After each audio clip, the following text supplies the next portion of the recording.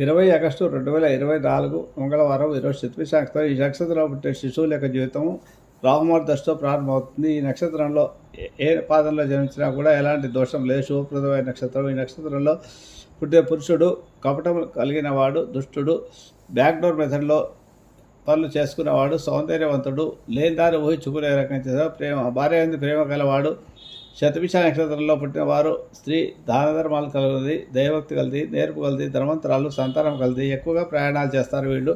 వీళ్ళు రాహు కలియుగంలో మీడియాకు, ఎలక్ట్రానిక్స్కు రాదు కాబట్టి వీళ్ళు ఎక్కువగా మీడియా రంగాల్లో, మీడియాలోనూ వార్తాపత్రికలకు సంబంధించిన దాంట్లో, ఎలక్ట్రానిక్లో, ఫోటోగ్రఫీ, సినిమా ఫీల్డ్లో ఫోటోగ్రాఫర్గా పనిచేయడానికి ఎక్కువగా వృత్తుల్లో రాణిస్తారు. ఎక్కువగా వీరు విదేశీ విద్య, రకరకాల విద్యను నేర్చుకుంటారు. ఒకే సమయంలో ఎన్నో రకాల పనులు చేస్తారు. వీరికి ఆ నైపుణ్యం